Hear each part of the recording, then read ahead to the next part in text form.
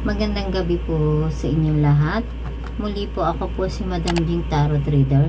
Doon po sa mga gusto pong magpa-private reading, message nyo lang po ako sa aking account na Jing Tarot Reader, sa aking TikTok account, and then sa aking FB, and then dito po sa aking YouTube channel. Pa-subscribe and then pa-comment po ako. And then sa mga gusto pong mag-request po kung anong card, zodiac sign or card na gusto nyo po para basahin ko po sa inyo, message nyo lang po ako. And then sa private reading po ay kontakin nyo lang po ako, yung number na nandiyan sa baba sa aking YouTube, sa aking channel po. And ngayon pong araw po, ang aking ibibigay na zodiac sign for today ay para po kay fire sign at earth sign. Yan po ang baraha po ngayon for today.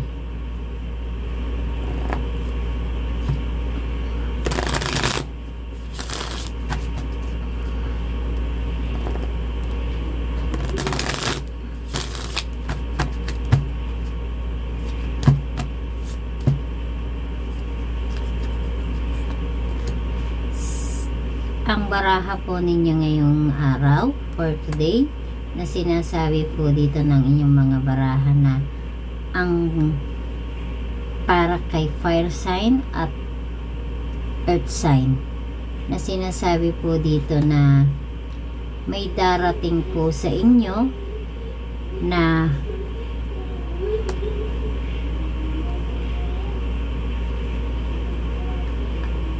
isang water sign na sinasabi po dito, the sign of water sign na darating po sa inyo ngayong month or sa susunod na buwan, na inyong tatanggapin at i-accept nyo po si water sign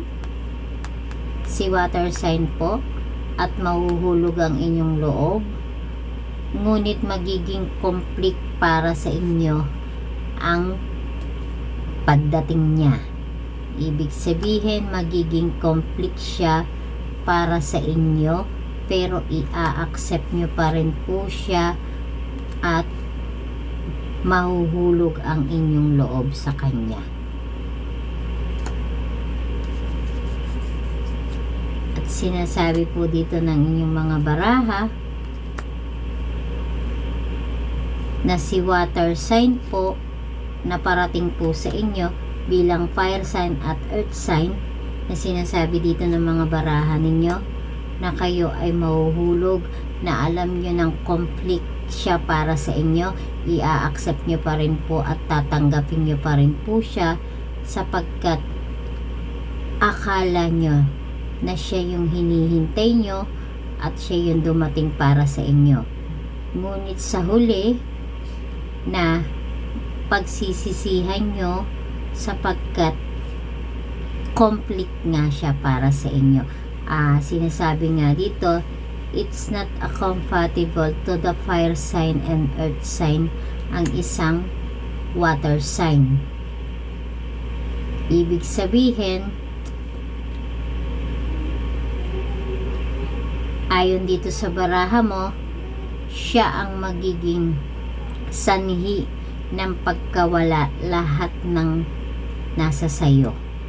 Pwedeng mawala sayo ang iyong career, kaibigan at pamilya dahil kay water sign. Yan po sinasabi ng mga baraha nyo. Muli po, sa mga nais pong magpa-private reading, message nyo lang po ako sa aking FB account or messenger na si Jing Tarot Reader. And then sa YouTube channel ko po, nandyan po yung number ko, para po dun sa mga gustong magpa-private, kontakin nyo lang po ako. Muli po, magandang araw po sa inyo sa aking pagbabalik muli sa aking channel. Ito na po muli ang inyong mga baraha. Maraming salamat po muli sa mga taga-subaybay ko, at paki-subscribe po ako muli sa aking pagbabalik at pagbibigay ng inyong mga baraha. Maraming salamat po muli sa inyo, aking mga followers. Salamat po.